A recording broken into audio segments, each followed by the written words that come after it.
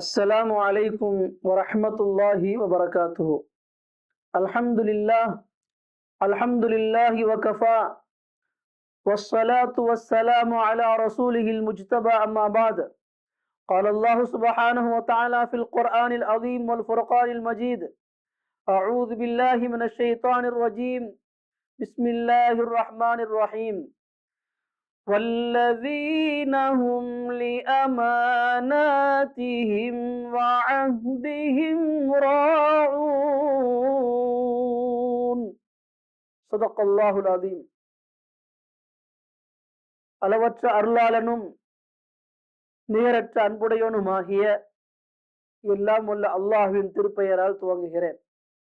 சலாத்தும் சலாமும் நமது உயிரினும் மேலான கண்மணி நாயகம் ஸல்லல்லாஹு அலைஹி வஸல்லம் அவர்கள் மீதும், அன்னாரின் வழிவந்த அவர்களின் உம்மத்தினர் மற்றும் புனிதமான இந்த ரமலானில் மகத்துவம் வாய்ந்த இந்த நேரத்தில் இந்த காணொளியில் இணைந்திருக்கின்ற நம் அனைவர்கள் மீதும் அல்லாஹுடைய அருளும் அன்பும் என்றென்றும் நிறைவாக உண்டாவதாக. ஆமீன். கண்ணியத்திற்கும் பெருமதிப்பிற்கும் உரிய அல்லாஹ்வின் நல்லடியார்களே, இவ்வுலகில் வாழ்கின்ற அனைவருக்கும் இஸ்லாம் எண்ணற்ற நற்பண்புகளை, சிறந்த குணங்களை போதிக்கிறது. அப்படிப்பட்ட சிறந்த குணங்களில் ஒன்றுதான் அமானத் என்னும் நம்பகத்தன்மை. இந்த வார்த்தையின் ஆழத்தை விளங்காமல் ஒவ்வொருவரும் வெறும் நாவினால் மட்டும் கூறிவிட்டு அதை விட்டு இலகுவாக கடந்து சென்று விடுகிறார்கள். இவ்வுலகில் உள்ள ஒவ்வொரு மனிதர்களிடமும் அமானத் என்கிற நம்பகத்தன்மையில் ஏதாவது ஒரு வகையில் மோசடிகள் நடந்து கொண்டுதான் இருக்கிறது. அமானிதத்தில் மோசடி என்கிற தீய செயல்கள் தலைவிரித்தாடுகின்ற ஒரு காலத்தில் நாம் இருந்து கொண்டிருக்கிறோம். ஒரு ஹதீஸில், மனிதன் இரவில் உறங்கி காலையில் எழுகின்ற பொழுது அவனுடைய உள்ளத்திலிருந்து அமானத் என்னும் நம்பகத்தன்மை எடுக்கப்பட்டிருக்கும். பின்னர் காலையில் மக்கள் தங்களிடையே கொடுக்கல் வாங்கல் செய்து கொள்வார்கள். ஆனால் அவர்களில் யாருமே நம்பிக்கையை காப்பாற்ற மாட்டார்கள். இன்னாருடைய மக்களில் நம்பிக்கையான ஒருவர் இருக்கிறார் என்று தேடி கண்டுபிடித்து சொல்லும் அளவுக்கு நம்பிக்கையாளர்கள் கிடைப்பது மிகவும் அரிதாகி விடுவார்கள். மேலும் ஒருவரை பற்றி அவரின் அறிவுதான் என்ன, அவரின் விவேகம்தான் என்ன, அவரின் வீரம்தான் என்ன என்று மக்கள் அவரை புகழ்ந்து சிலாகித்து பேசுவார்கள். ஆனால் அந்த மனிதனுடைய இதயத்தில் கடுகளவு கூட அமானத் என்ற ஈமான் இருக்காது, அமானத் என்ற நம்பகத்தன்மை இருக்காது என்று நபி ஸல்லல்லாஹு அலைஹி வஸல்லம் கூறுகிறார்கள். கண்ணியத்திற்குரியவர்களே, அமானத் எனும் இந்த உயர்ந்த குணம் உலகிலுள்ள எவரிடம் இருக்கிறதோ இல்லையோ ஒவ்வொரு முஃமினிடமும் அவசியம் இருக்க வேண்டும். அமானிதங்களை பற்றி மார்க்க அறிஞர்கள் குறிப்பிடுகின்ற பொழுது, அமானிதம் என்பது 3 வகைகளாக இருக்கிறது. முதலாவது கற்பொழுக்கம். அமானிதத்தில் கற்பொழுக்கம் மிக உயர்ந்த ஒரு பண்பாக கருதப்படுகிறது. இதற்கு பல வகையான சான்றுகளை குர்ஆனில் பார்க்கலாம். சூரத்துல் கஸஸில் அல்லாஹ் நபி மூசா அலைஹிஸ்ஸலாம் அவர்களை பற்றி குறிப்பிடுகிறார். நபி மூசா அலைஹிஸ்ஸலாம் அவர்கள் மதியன் நகரில் 2 பெண்களுடைய கால்நடைகளுக்கு தண்ணீர் புகட்டி உதவி செய்தார்கள். அவர்களுக்கு தண்ணீர் பிடித்து கொடுத்தார்கள். அவர்களின் இந்த உதவியை அந்த 2 பெண்களும் தன்னுடைய தந்தை ஷுஐப் அலைஹிஸ்ஸலாம் அவர்களிடம் வந்து நபி மூசா அலைஹிஸ்ஸலாம் அவர்களின் சிறந்த குணங்களை எடுத்து கூறிய சமயத்தில், காலத் யஹ்தாஹுமா யா அபதிஸ்தஅஜிர்ஹு இன்ன கைர மன் இஸ்தஅஜர்தல் கவியுல் அமீன். அவர்களில் ஒரு பெண், தந்தையே, தங்களுக்கு வயதாகிவிட்டது, ஆகவே எங்களுக்கு தண்ணீர் பிடித்து கொடுத்த அந்த வாலிபரை வேலைக்கு அமர்த்தி கொள்ளலாமே. ஏனென்றால் நீங்கள் வேலைக்கு அமர்த்துகின்றவர்களில் அவர் உடல் ரீதியாகவும் வலிமை மிக்கவர், நம்பகத்தன்மை உடையவர் என்று கூறினார்கள். உடனே தன் மகளை பார்த்து ஷுஐப் அலைஹிஸ்ஸலாம் அவர்கள், நீங்கள் அவரை ஒரு முறைதான் பார்த்திருக்கிறீர், அப்படி இருக்க வலிமை மிக்கவர், நம்பிக்கையானவர் என்று எவ்வாறு கூறுகிறீர்கள் என்று கேட்டார்கள். அப்பொழுது அந்த பெண்மணிகளில் ஒருவர், அவர் வலிமையானவர் என்று சொல்வதற்கு காரணம், நாங்கள் தண்ணீர் எடுக்க சென்ற கிணற்றுக்கு அருகில் ஒரு பெரும் பாறை இருந்தது. அந்த பாறையை 10 நபர்கள் சேர்ந்தாலும் தூக்க முடியவில்லை. ஆனால் அவர் ஒரே மனிதராக அதை அங்கிருந்து தூக்கி அப்புறப்படுத்தி விட்டார். அதனால்தான் அவர் வலிமையானவர் என்று கூறுகிறோம். அதேபோல் அவர் நம்பகத்தன்மையுடையவர் என்று கூற காரணம், தாங்கள் அவரை அழைத்து வரும்படி கூறிய போது, நாங்கள் அவரை அழைத்து வருகின்ற நேரத்தில் அவர் எங்களிடம், உங்களுக்கு முன்னால் நான் செல்கிறேன், எனக்கு பின்னால் நீங்கள் வாருங்கள். அப்படி ஒரு கால் நான் வழி தவறும் நிலை ஏற்பட்டால் ஒரு சிறிய கல்லை எடுத்து எறிந்து எனக்கு சரியான பாதையை காட்டும் என்று கூறினார். இதற்கு மாறாக, நான் உங்களுக்கு பின்னால் வந்தால் அந்நிய பெண்களை பார்க்க வேண்டிய நிலை ஏற்படும். ஆகவே ஒரு அந்நிய பெண்ணை பார்க்கும் விஷயத்தில் கூட இவ்வளவு பேணுதல் உள்ள மனிதர் நிச்சயமாக நம்பகத்தன்மை உடையவராகத்தான் இருக்க முடியும். அதனால்தான் அவரை அமீன் என்று கூறுகிறோம் என்று பதில் கூறினார்கள். ஆக ஷுஐப் அலைஹிஸ்ஸலாம் அவர்களுடைய அந்த மகள் ஒரே பார்வையில் மூசா அலைஹிஸ்ஸலாம் அவர்களை வலிமையானவர், நம்பிக்கையானவர் என்பதை எடை போட்டு விடுகிறார்கள். ஆக அமானிதம் கற்பொழுக்கத்தோடும் சம்பந்தப்பட்டது. மனிதனுடைய ஒவ்வொரு உறுப்புகளும் தன்னுடைய அமானிதத்தை பாதுகாக்க வேண்டும். கண்கள் செய்கிற துரோகத்தையும், ஒரு மனிதனுடைய உள்ளத்தில் எது மறைந்திருக்கிறதோ அதையும் அல்லாஹ் நன்கு அறிவான் என்று குர்ஆன் குறிப்பிடுகிறது. அமானிதத்தின் இரண்டாவது வகை, தனக்கு ஒப்படைக்கப்பட்ட பொறுப்பில் நேர்மையோடும் கவனத்தோடும் நடந்து கொள்வது.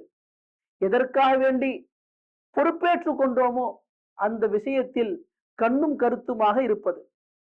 அல்லாஹ் தன் திருமறையில் வெற்றி பெற்ற முஃமின்களின் குணங்களில் அமானிதத்தை பற்றி குறிப்பிடுகின்ற பொழுது, வல்லதீனஹும் லிஅமானாத்திஹிம் வஅஹதிஹிம் ராஊன், தங்களுக்கு ஒப்படைக்கப்பட்ட பொறுப்புகளிலே கண்ணும் கருத்துமாக இருப்பார்கள் என்று அல்லாஹ் குறிப்பிடுகிறார். இவர்கள் அமானிதத்தில் இது போன்ற நீதியையும் நேர்மையையும் பின்பற்ற முடியவில்லையோ, அவர்கள் தங்களுக்கு ஒப்படைக்கப்பட்ட பொறுப்புகளில் இருந்து நீங்கிக் கொள்ள வேண்டும், விலகிக் கொள்ள வேண்டும். அமானிதத்தின் மூன்றாவது வகை, அமானிதங்களை எப்போது எவரிடம் ஒப்படைக்க வேண்டிய நேரம் வருமோ அப்போது அதை அதற்கு தகுந்தவரிடம் ஒப்படைத்து விட வேண்டும். அல்லாஹ் தன் திருமறையில் அமானிதங்களை பற்றி குறிப்பிடுகின்ற மிகவும் பிரசித்தி பெற்ற ஒரு வசனம் உள்ளது. மார்க்க அறிஞர்கள் இந்த வசனம் 3 விஷயங்களை கவனித்து சிறப்பு வாய்ந்தது. மேலும் குர்ஆனில் இந்த வசனத்திற்கு நிகரான ஒரு வசனம் கிடையாது என்று குறிப்பிடுகிறார்கள்.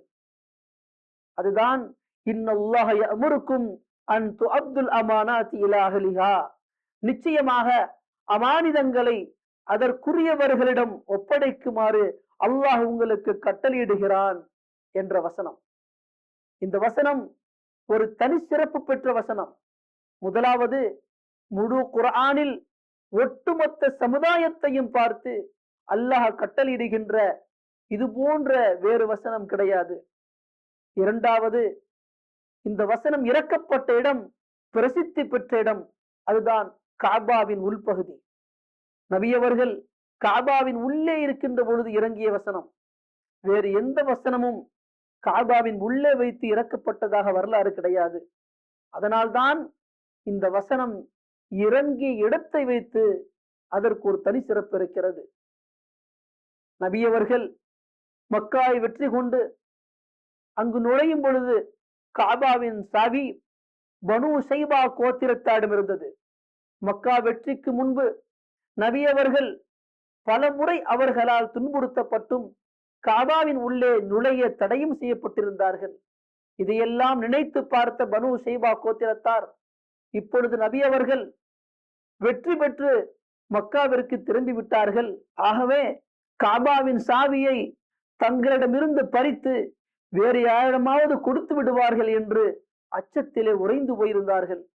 இந்நேரத்தில் நபியே மக்காவிற்கு ஹஜ்ஜு செய்ய வரும் ஹாஜிகளுக்கு தண்ணீர் புகட்டும் பணியை நாங்கள் நிர்வகித்து வருகிறோம் என்று கூறி இந்த சாவியையும் எங்களிடமே கொடுத்து விடுங்கள், அந்த பொறுப்பையும் நாங்களே நிர்வகித்துக் கொள்கிறோம் என்று பெருமானார் ஸல்லல்லாஹு அலைஹி வஸல்லம் அவர்களின் பெரிய தந்தை அப்பாஸ் ரலியல்லாஹு அன்ஹு அவர்கள் கூறிய போது நபி அவர்கள் பார்க்கலாம் என்று கூறியவர்களாக அங்கிருந்து கடந்து விடுகிறார்கள். பிறகு சாவியும் வந்து விடுகிறது. நபி அவர்கள் காபாவின் கதவை திறந்து காபாவின் உள்ளே நுழைந்து அங்கிருந்த சிலைகளை அப்புறப்படுத்திவிட்டு அதை சுத்தம் செய்து 2 ரக்காத் தொழுது விட்டு வெளியே வருகிறார்கள். வெளியே வருகின்ற பொழுது இன்னல்லாஹ யஅமுருக்கும் அன் துஅத்துல் அமானாத்தி இலா அஹ்லிஹா, நிச்சயமாக அமானிதங்களை அவைகளுக்கு உரியவரிடம் ஒப்படைக்கும்படி அல்லாஹ் உங்களுக்கு கட்டளையிடுகிறான் என்று துவங்கும் இந்த வசனத்தை ஓதியவாறு வெளியே வந்தார்கள். அதாவது ஏற்கனவே காபாவின் சாவியை நிர்வகித்து வந்த பனு ஷைபா கோத்திரத்தாரிடம்தான் இந்த சாவியின் பொறுப்பை ஒப்படைக்க வேண்டும். தங்களுடைய குடும்பத்தார் இந்த சாவியின் பொறுப்பை ஏற்க ஆசைப்படுகிறார்கள் என்பதற்காக இந்த சாவியை உங்கள் குடும்பமான பனு ஹாஷிமிடம் ஒப்படைக்க கூடாது என்ற அல்லாஹ்வின் கட்டளையை இந்த வசனத்தின் மூலம் நபி அவர்கள் உணர்ந்து கொண்டார்கள்.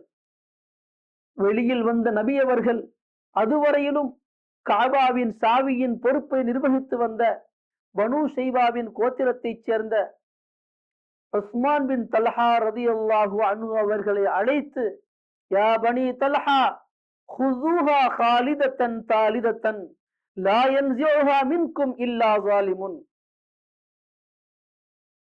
இதோ இந்த சாவியின் பொறுப்பை நிரந்தரமாக நீங்களே வைத்துக் கொள்ளுங்கள், நீங்கள் தான் இதற்கு தகுதியுடையவர்கள், மேலும் உங்களிடமிருந்து இந்த சாவியை எவர் பறிப்பாரோ அவர் மோசடிக்காரர், அநியாயக்காரர் என்று கூறிவிட்டு அந்த சாவியை உஸ்மான் பின் தல்ஹா ரலியல்லாஹு அன்ஹு அவர்கள் ஒப்படைக்கிறார்கள்.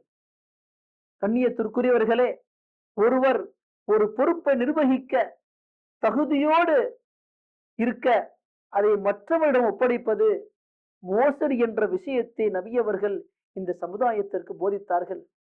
அந்த இடத்தில் இருந்த சஹாபாக்களில் ஹஜ்ரத் உமர் ரலியல்லாஹு அன்ஹு அவர்களும் ஒருவர். அவர்கள் கூறுகிறார்கள், நபியின் இந்த செயலை பார்த்த பொழுது ஒருவர் ஒரு பொறுப்பை சரிவர நிறைவேற்றி வருகின்ற பொழுது தன்னுடைய குடும்பத்தார், தன்னுடைய உறவினர், தன்னுடைய நண்பர் அந்த பொறுப்பை விரும்புகிறார் என்பதற்காக அந்த பொறுப்பை அவரிடமிருந்து பறித்து மற்றவரிடம் ஒப்படைப்பது அதுவும் மோசடி, மிகப்பெரிய நம்பிக்கை துரோகம் என்பதை நான் விளங்கிக் கொண்டேன் என்று கூறுகிறார்கள். கண்ணியத்திற்குரிய அல்லாஹ்வின் நல்லடியார்களே, அமானிதங்கள் பேண வேண்டிய பல விஷயங்கள் உள்ளன. அதில் ஒன்று அல் அமானத்து ஃபில் அகீதா, ஏகத்துவத்தில் அமானிதம். அதாவது அல்லாஹ் ஒருவன், அவனை தவிர வேறு இறைவன் கிடையாது என்ற உறுதியான நம்பிக்கை. எந்த வகையிலும் அல்லாஹ்விற்கு இணை வைத்தல் கூடாது. அப்படி ஒருவர் அல்லாஹ்விற்கு இணை வைத்தால் அவர் அகீதாவில் மோசடி செய்தாக ஆகிவிடுவார். இவைகள் அனைத்தும் ஒரு மனிதனுடைய கண்ணியத்தில் செய்கின்ற மோசடியாகும். ஆகவே எவ்வளவு முடியுமோ நம்முடைய வாழ்க்கையில் இது போன்ற விஷயங்களை விட்டு நாம் தவிர்த்து கொள்ள வேண்டும். எந்த செயல் எவ்வாறு செய்யப்பட வேண்டும் என்று சொல்லப்பட்டிருக்கிறதோ அதை அவ்வாறு செய்யவில்லை என்றால் அதுவும் ஒரு அமானித மோசடி. அதேபோல் அல் அமானத்து ஃபில் அம்வால், கொடுக்கல் வாங்கலில் அமானிதம். இன்று இந்த விஷயத்தில்தான் அதிகமான மோசடி நாம் பார்க்கிறோம். வியாபாரத்தில், தொழிலில் நம்பிக்கையோடு பொருளாதாரத்தை ஒருவர் செலவு செய்கிறார், ஆனால் அதில் மோசடிகள் செய்யப்படுகிறது, அவருக்கு துரோகம் இழைக்கப்படுகிறது. அவ்வாறு யாராவது செய்வார்களேயானால் அதுதான் பொருளாதாரத்தில் மோசடி என்று சொல்லப்படும். கண்ணியத்திற்குரிய அல்லாஹ்வின் நல்லடியார்களே, பொருளாதாரத்தில் அமானிதத்தை பேணி பாதுகாக்க வேண்டும். புனிதமான இந்த ரமலானில் இல்லாமல் அல்லாஹ் நம் அனைவருக்கும் இவ்வுலகில் வாழும் காலமெல்லாம் அமானிதம் என்ற வார்த்தைக்கு உண்மையான விளக்கத்தை அறிந்து வாழ்க்கையின் அனைத்து நிலைகளிலும் அமானிதத்தை முழுமையாக கடைபிடிக்கின்ற பெரும் பாக்கியத்தை நம் அனைவருக்கும் வழங்கி அருள்வானாக. ஆமீன். வாஹிர் தாவானா அல்ஹம்துலில்லாஹி ரப்பில் ஆலமீன். அஸ்ஸலாமு அலைக்கும் வரஹ்மத்துல்லாஹி வபரகாத்துஹு.